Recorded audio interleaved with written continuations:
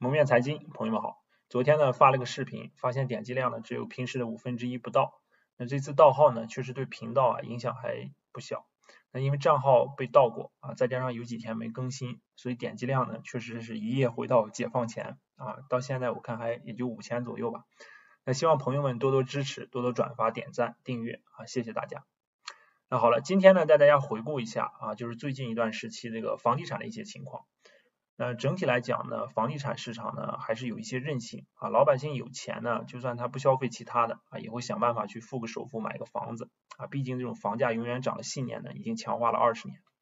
那另外呢就是跟大家分析一下4月份这个外贸数据超预期的一些原因4月份的外贸顺差呢还是不错的有453亿美元。那好，那我们先来看一下房地产这块的情况那房地产呢在五一期间有一些新闻或者说有一些数据。那五一期间呢12个重点城市新房销售套数5671套，比去年五一假期同比大幅上升77.1%然后你看大家这个看北京北京的新房成交8.7万平米同比增长将近5倍。还有南京南京楼市也是新房成交量大涨还有这个上海也是说创了3年的新高高端项目呢占据了半壁江山。那整个看下来呢，就是五一的这个房地产市场非常火热这块呢因为我没有实地去考察或者是感受这个房地产五一的一个情况。那有了解情况的这个网友观众可以在下面留言可以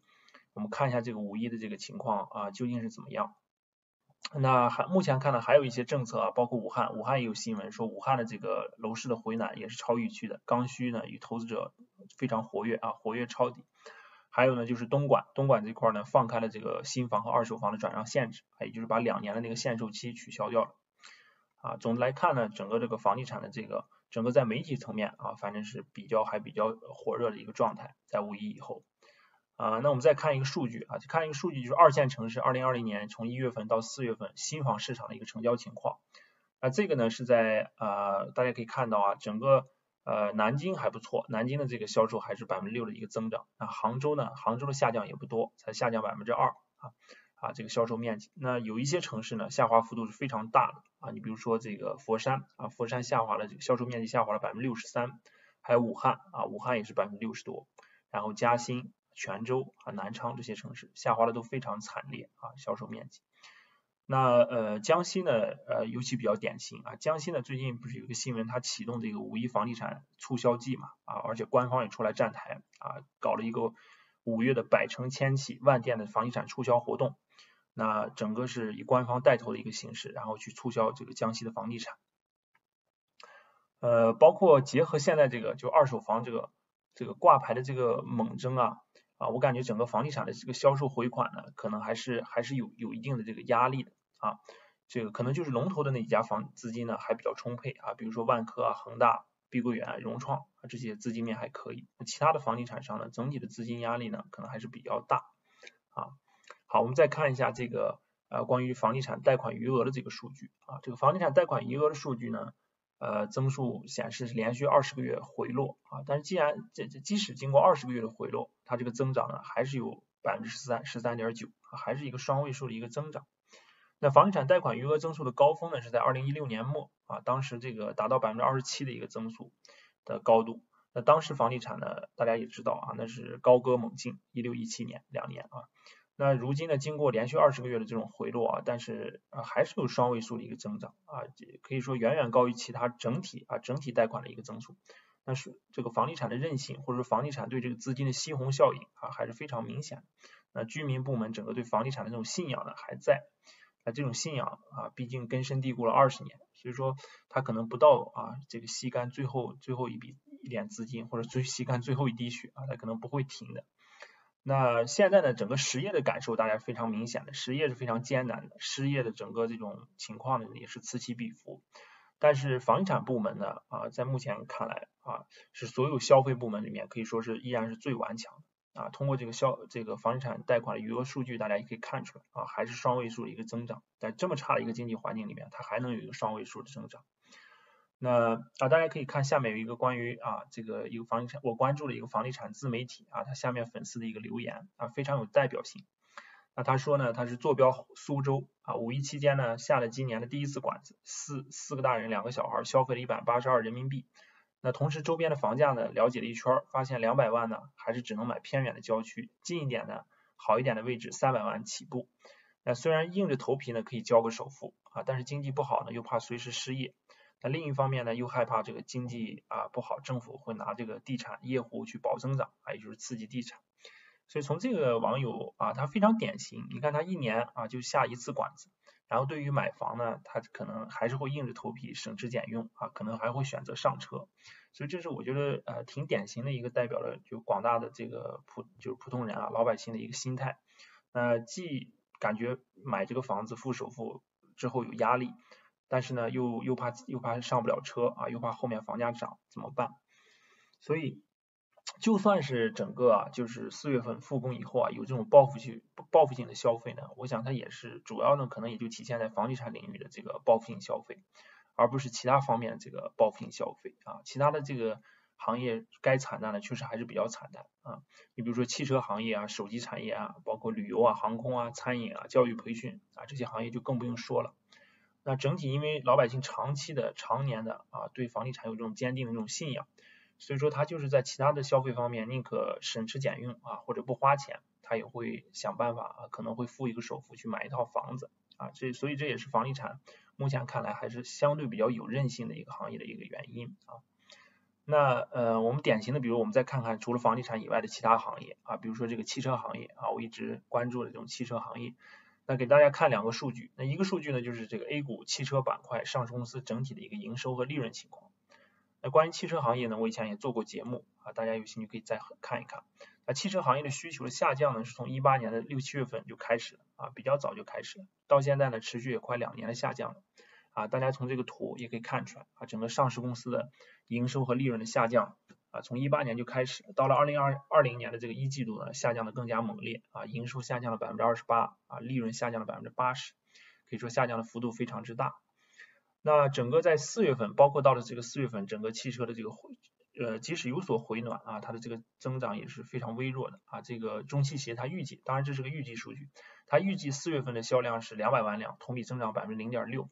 就是说能跟去年的4月份可能打个平手也算是有一个恢复。但是1到4月呢，整个的累计销量呢只有567万辆，同比还是下降32%。所以说这是汽车这个销售的数据汽车销售的数据呢整体来讲就是说4月份还是有所回暖但是我估计5月份的数据还得往下走核心的原因呢还是居民的就业这块有压力，收入有压力。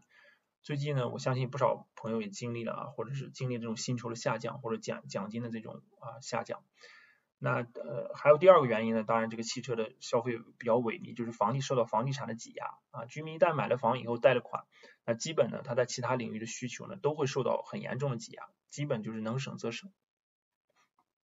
给大家看了这么多数据看了这个房地产的这个销售的情况包括看了一下这个汽车的销售情况。总体来讲呢，就房地产这块它非常像我们小时候玩的贪食蛇游戏不知道大家有没有玩过这个游戏。就是这个贪食蛇它长得到最后它长得越来越大越来越长，最后呢它没有地方挪动身体，就把自己最后反而给吞噬了这个房地产呢其实大概就是这么一条贪食蛇。那整体来讲各个行业就是在4月份的恢复呢可能都不如房地产如果就是横向对比的话都不如房地产好其他的领域的需求呢依然非常萎靡我给大家之前也看过这张图这张图也是非常有代表性的一张图就是说这个随着居民杠杆水平的上升，也就是在房地产领域不停的这种加杠杆，它会挤压其他领域的这种需求，那其他领域的需求呢在逐渐萎缩，直到呢最后来到一个临界点。那这个临界点呢就是债务危机的临界点也被称为明斯基时刻这个我以前也跟大家有讲过节目里。那在那个点之后呢，全社会就会进入一个被动去杠杆的一个阶段也就是一个大通缩或者比较萧条的一个阶段。那这个临界点呢很难预测我们只能边走边观察。就目前看呢，我觉得整个目前的这个房地产还是有一定的韧性尤其是有一些手里头有储蓄有存款的一些人，一些投资客，包括一些刚需他还是有一定的钱可以支付这个首付。那整个从房地产余额这个增速依然维持在13.9%的增速上也能看出来是这样。那什么时候房地产这个贷款余额的增速如果下降到个位数啊，比如降到5%、6%啊，那我觉得那个时候就要高度敏感或者高度关注，因为在房地产贷款余额增速如果降到个位数的时候呢，那我觉得这个时候可能就是来到一个比较重要的一个临界点啊，或者是一个转折点。好，这是第一部分。那第二部分呢，接着给大家分析一下，就是4月份外贸数据超预期的一个原因。那外贸出口这块呢，目前看还是比较超预期啊，但是它有原因啊。美元计价下，4月份出口总额同比增速3.5%，进口呢同比增速是负的14.2%。那4月的贸易顺差呢是453亿美元。4月份的出口数据的还不错的一个主要原因呢，就是前期的这个订单的一个赶工啊，4月份回来以后有一个复工复产赶工的一个出口，所以说这基本是以前的一个积压的一个订单的一个执行。那4月份那后续到5月份啊，6月份的数据呢值得重点关注啊，因为到5月份以后呢，那这个出口数据应该就会受到这个主要是受到3、4月份国外订单的很多大量的取消啊甚至停摆的影响。那我们关键来看一下，就是4月份啊这个顺差的这个增加啊，也就是由于进口下降的比出口还快，而导致的这个顺差的这个增大啊，到底是怎么回事，是个什么东西？这个顺差呢叫做衰退性顺差。其实这种顺差呢，在15年的时候也发生过。当时呢，因为这个大宗商品的价格的下跌啊，长时间的下跌，尤其是14、15年油价的下跌，那导致了这种衰退性顺差，就是进口呢下降的更快啊，那出口呢虽然也下降啊，但是没有那么快。那所以说，所谓衰退性顺差呢，指的就是这个出口下降啊，但是进口下降呢更多更快。那造成这种衰退性顺差呢，其实这个跟中国在全球产业分工的地位相关。那我之前讲过这个全球经济分工的3层体系啊，就第一层呢是发达国家为代表的需求国啊，这个需求的火车头，比如说美国啊、西欧啊、日韩啊这些国家。那第二层呢是以中国为代表的这个生产终端产品的生产制造国。那生产制造国呢，它进口原材料加工成产成品啊，最后出口给这个终端需求国。那第三层次呢的玩家呢，就是资源提供国啊，你比如说俄罗斯啊这些中东的一些国家，它卖石油、卖铁矿石、卖铜矿啊，卖各种自然资源，它属于靠山吃山、靠海吃海型。那这3个层次体系里面呢，我们也能看出来它地位其实有所不同啊。地位最弱呢，或者产业里面最弱呢，就是这个资源的提供国。那每当经济一衰退呢，资源品一跌价啊，比如说最近的油价的这个下跌啊，日子就非常非常难过。那中国呢，作为国际分工的这个世界工厂的地位啊，在需求国需求呢可能刚刚开始衰退的时候，出口呢仅仅是小幅度的下降啊，但是进口呢下降的更多，因为进口的这些资源品啊、原料啊，它的价格下降的更快，所以说这个时候中国呢就能享受到一段时间的衰退性顺差啊，这个在15年的表现是非常非常明显，当时中国也是一个衰退性顺差啊，出口也在下降，但是进口的下降幅度非常非常大。那当什么时候就是像中国这样世界工厂会遭受到真正的压力呢？那就是当欧美的这种发达国家的需求真正进入断崖式下跌的时候，也就是现在欧美在4月、5月份大量的停工停产、大量的这个封锁措施实施的时候那其实还有一个好的例子就是，比如说08年的这种金融海啸那个也是对中国这种产成品的制造大国产生真正冲击的时候因为08年的金融海啸直接冲击了这个发达国家的这个居民部门的需求整个需求码迅速的坍塌，导致中国这种制造业大国的这个农民工大量的失业那是也是比较典型的一个例子。所以说我说要等5月份和6月份的这个外贸数据出来以后才能真正看到这个受需求国的这种影响而导致的外贸的这种萎缩究竟有多严重。那大家再来看一张图这张图呢就是说根据中美贸易协议中国要从美国进口这个2000亿美金的这个产品。那目前来看呢，就是根据执行度呢还差得比较远，就是这个粉色的部分这个是需要在2020年当年需要继续完成的这个进口额。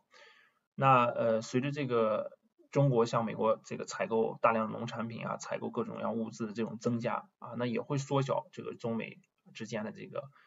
中国对美国的贸易顺差，也会给中国的这个贸易顺差带来一定的影响。好了，这就是今天给大家做的一个分享一个分享。那今天呢先就聊这么多大家记得评论、点赞、订阅，我们下期再见。